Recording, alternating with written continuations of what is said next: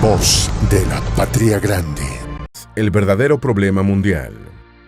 Ciberdelito y ciberdelincuente son términos no tan ajenos a nosotros, sobre todo para quienes viven en países como Estados Unidos, Rusia, China e Irán. La lista de delitos cibernéticos es tan extensa que incumbe a investigadores, denunciantes y a los defensores de los derechos humanos en general. La idea de desarrollar un tratado internacional contra el ciberdelito provino de Rusia. En 2019, 88 países miembros de la Organización de Naciones Unidas votaron a favor de una resolución liderada por Moscú para crear un grupo de trabajo que elaboraría un tratado sobre ciberdelincuencia. En esta resolución, apoyada por China, Myanmar, Venezuela y Bielorrusia, entre otros países, el delito cibernético quedó definido como el uso de tecnologías de la información y comunicaciones con fines delictivos. Pero aún con la resolución aprobada, críticos predijeron que la creación de un tratado, sin una clara definición, se centraría más en el control poblacional, en la supresión del discurso y en el control soberano de Internet. No se equivocaron. Una organización sin fines de lucro, Artículo 19, detectó 34 tipos de delitos en propuestas preliminares para el nuevo Tratado sobre Delitos Cibernéticos de la ONU, que entrarían en la amplia categoría de delitos cibernéticos. Algunos de los delitos más polémicos de la lista están relacionados con el contenido. Incluyen actividades ilegales como la distribución de material de abuso sexual infantil o el incitamiento de actos de terrorismo. También abarca crímenes que se pueden prestar para el abuso de un régimen autoritario. El problema central para la organización Artículo 19 y otros grupos que luchan por las libertades civiles es la mezcla de delitos cibernéticos. Bajo la misma categoría están la infracción de derechos de autor, la creación de desinformación, la distribución de malware y el infiltramiento en sitios web para robar información. Más allá de precisar los tipos de delitos incluidos en la lista, Artículo 19 aboga por la inclusión de un lenguaje que limite el alcance del tratado. De esta manera se incluyen solo aquellos delitos que tienen una intención deshonesta y que causen un daño grave. Sin estas limitaciones, actividades como compartir noticias falsas, sin saber que lo son, o realizar una investigación de seguridad cibernética, podrían ser interpretadas como un delito. Tormentas en el mundo digital. Un problema con un tratado internacional tan amplio y negociado por la ONU podría llevar a que los países adopten leyes que se alineen con el mismo. Estados Unidos ya lo ha hecho. La Ley Federal de Abuso y Fraude Informático de 1986 provocó por años la ira de los defensores de las libertades civiles, al criminalizar actividades que no deberían ser un delito. En los últimos años, los tribunales de Estados Unidos han limitado la aplicación de la Ley de Fraude y Abuso Informático, o CFAA, para no incluir la violación de los términos de servicio de un sitio web. A pesar de esto, la ley sigue siendo amplia en su alcance y su interpretación puede variar de un caso a otro. Las leyes estatales contra la piratería pueden ser aún más amplias y vagas que la CFAA, lo que conlleva a la criminalización excesiva y a la posibilidad de cargos duplicados por el mismo acto. Para resolver estos problemas, los expertos sugieren que se elaboren definiciones legales más específicas de los delitos cibernéticos que se limiten a las actividades ciberdependientes.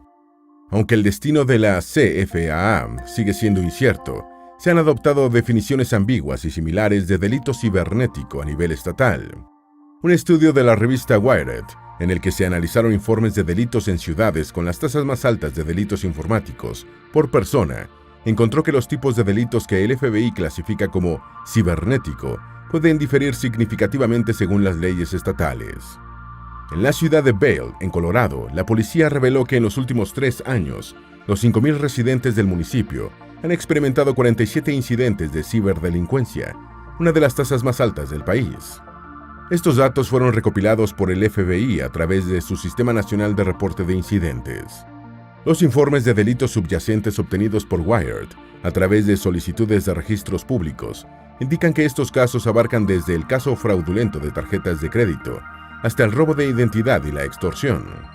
Según Nellie King, presidenta de la Asociación Nacional de Abogados de Defensa Criminal, los estatutos estatales sobre delitos cibernéticos que se redactan en términos generales pueden conducir a una criminalización excesiva y a la duplicación de cargos. King observa que la falta de claridad sobre cuándo una actividad cruza la línea de legal a ilegal puede ser problemática, como en el caso de las leyes contra el acoso cibernético, donde la línea entre lo molesto y el acoso es confusa. El abogado de Electronic Frontier Foundation, Crocker, agrega que las leyes estatales sobre delitos cibernéticos a menudo son duplicadas de otras leyes existentes, lo que da lugar a una doble acusación por el mismo acto. Muchas de estas leyes no han sido probadas en profundidad por los tribunales, lo que las hace vulnerables a una amplia interpretación para aquellos que puedan infringirlas. A diferencia de la CFAA, muchas leyes estatales sobre delitos cibernéticos aún no han sido sometidas a un escrutinio exhaustivo por parte de los tribunales, lo que las hace susceptibles a una interpretación más amplia. Según expertos, la solución a la legislación confusa sobre ciberdelincuencia es establecer definiciones legales específicas que se limiten a las actividades ciberdependientes. Según Crocker, el delito cibernético debe referirse únicamente a los delitos cometidos contra sistemas y redes informáticas utilizando tecnología. Solo deberían considerarse delitos cibernéticos aquellos que no podrían existir sin esta tecnología. El problema es que es poco probable que las leyes actuales de Estados Unidos sobre delitos cibernéticos se modifiquen, incluida la ley de fraude y abuso informático, que sigue sin cambios, pese a intentos de actualización. La mejor oportunidad para evitar una mayor expansión de la criminalización excesiva es el Tratado de la ONU, pero incluso con el apoyo de muchos países miembros para limitar la lista de delitos cubiertos por el tratado a los ciberdependientes, las negociaciones son complicadas.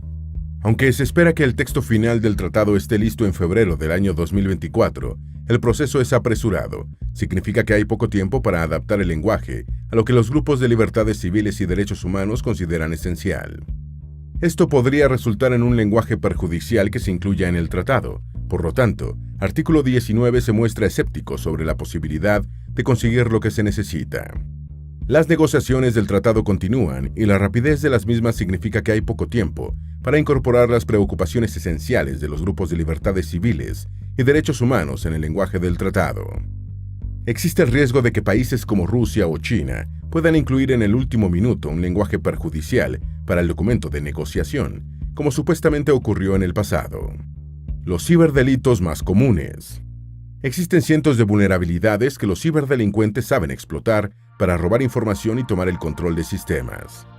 Para que los hombres y países puedan protegerse de estas amenazas es necesario conocer las formas en las que una computadora o aplicación puede comprometerse.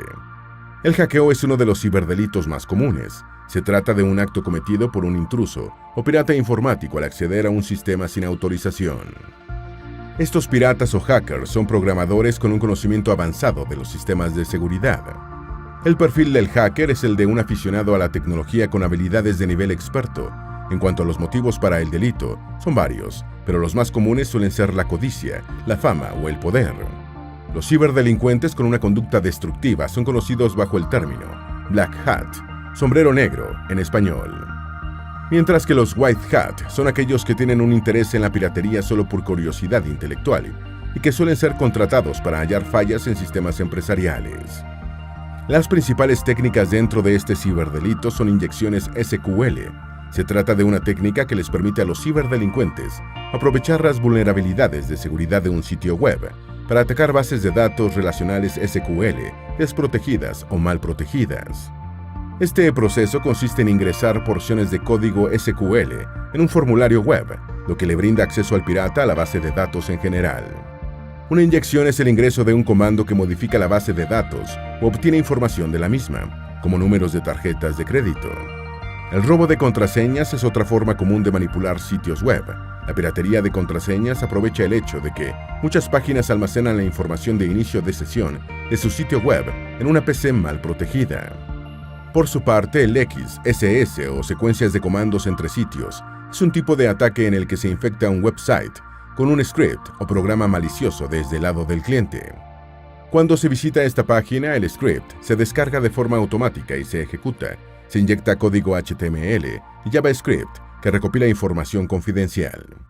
Los virus y los gusanos son programas informáticos que infectan sistemas y archivos, interrumpen su funcionamiento y pueden afectar los datos almacenados. A diferencia de los virus, los gusanos no necesitan un huésped para propagarse y pueden consumir toda la memoria disponible en un sistema. El término gusano se refiere a malware autorreplicante, los caballos de Troya, se propagan de manera diferente a los virus y tienen sus propias características distintivas. En la actualidad, los virus y gusanos híbridos son comunes y a menudo se usan indistintamente con estos términos. Los caballos de Troya o troyanos se caracterizan por su forma de propagación engañosa. Se presentan como archivos legítimos, tal como un archivo adjunto de correo electrónico. Al instalarse en el sistema, un troyano causa daños similares a otros virus, como robo de información o interrupción del funcionamiento. Existen dos categorías de virus en función de su impacto económico: aquellos que solo se propagan sin causar daño intencional, y los que están programados para causar daño. Sin embargo, incluso los virus que solo se propagan ocupan espacio en la memoria, y se requiere de tiempo y recursos para su eliminación.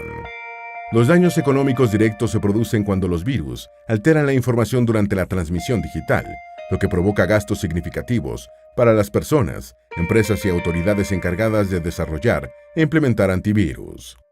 Por su parte, un ataque de denegación de servicio, DOS, es una estrategia en la que los atacantes intentan interrumpir o negar el servicio a los usuarios previstos de un sistema. Se consigue al inundar un recurso de computadora con más solicitudes de las que puede manejar, provocando una sobrecarga del servidor. El resultado es que el recurso, como un servidor web, se ralentiza o bloquea, impidiendo que los usuarios accedan. Los atacantes utilizan esta técnica para hacer que un sitio web no funcione mediante el envío masivo de tráfico al sitio objetivo. Los ataques DOS violan las políticas de uso aceptable de la mayoría de los proveedores de servicios de Internet. Una variante de esta amenaza es el ataque de denegación de servicio distribuido, DDoS, en el que varios atacantes dispersos geográficamente inundan la red con tráfico. Los ataques DOS y DDoS se dirigen a servidores con información valiosa, provocando una interrupción temporal o completa del sitio web, lo que afecta la comunicación y las transacciones comerciales. El phishing es una táctica para extraer información confidencial, como números de tarjeta de crédito, nombres de usuario y contraseñas, en las que el hacker se hace pasar por una empresa legítima. Esta técnica se realiza con correos electrónicos fraudulentos que suplantan la identidad de empresas reales.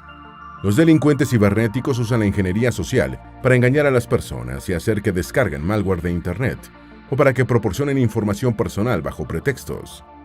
Es posible evitar estafas de phishing en correos electrónicos al considerar ciertas precauciones como: número 1. Revisar el texto en busca de errores ortográficos. Los delincuentes cibernéticos no suelen tener una buena gramática y ortografía. Número 2. Se recomienda pasar el cursor sobre los enlaces en los mensajes, pero no hacer clic en ellos. Se debe comprobar que la dirección del sitio web coincida con la que aparece en el mensaje. Número 3. Tener cuidado con las amenazas falsas. Los atacantes utilizan nombres y logotipos de sitios web conocidos para engañarlos. Número 4. Los gráficos y las direcciones web en el correo electrónico pueden parecer legítimos, pero pueden redireccionar a sitios web falsos. No todo el phishing se realiza por correo electrónico o sitios web. El vishing o phishing por voz implica llamadas telefónicas, en las que el atacante se hace pasar por una organización de confianza, como un banco, para obtener información personal. ¿Qué tan difícil es atrapar a un hacker? La respuesta más acertada a esta pregunta es: depende. Si el hacker es descuidado, podría caer. De lo contrario, jamás se le hallará. Los puntos de Wi-Fi gratuitos suelen tener cámaras, por lo que si los visitan a menudo, se vuelven un objetivo predecible y fácil de encontrar. Quienes están involucrados en el mercado negro suelen sentirse cómodos y bajan la guardia. Hacen negocios abiertamente con otros, lo que atrae la atención de organizaciones como el FBI, que cuentan con agentes encubiertos en los principales foros. Con el tamaño de Internet, la mayoría de ataques no se convierten en una noticia. Muchos no son detectados hasta que el daño es demasiado grande. El ciberdelito motivado financieramente es uno de los más complicados, ya que no suele existir un vínculo emocional con el objetivo. Se puede comparar la cantidad de ciberdelincuentes capturados con la cantidad de ciberdelitos cometidos. Cientos de miles de delitos de este tipo son cometidos, y tan solo se capturan a unos cuantos responsables. Los piratas informáticos capturados son tan solo la punta de un enorme iceberg. Rehabilitación para ciberdelincuentes. Existen proyectos como centros de rehabilitación que buscan reinsertar socialmente a los ciberdelincuentes más jóvenes. El primer campamento de este tipo apareció en Bristol, Inglaterra, y forma parte de un plan de la Agencia Nacional contra el Crimen, NSA, del país. Los jóvenes recluidos recibieron información sobre carreras en seguridad informática y el uso responsable de las habilidades cibernéticas. Si la prueba tiene éxito, se implementará en todo el país e incluso puede ser considerada por otras naciones. La NSA contactó cientos de ciberdelincuentes por parte de su programa Prevent. Algunos recibieron cartas advirtiéndoles que su actividad había sido detectada, mientras que otros fueron directamente visitados en sus casas por oficiales. Los jóvenes que asistieron al campamento fueron contactados por usar herramientas o técnicas que violan las leyes de uso indebido de computadoras en el Reino Unido. La mayoría de estos jóvenes fue sorprendida desconfigurando sitios web, desconectando servidores y otros ataques similares que les permitieron apoderarse de redes restringidas. El cibercrimen es un problema creciente que afecta a docenas de países.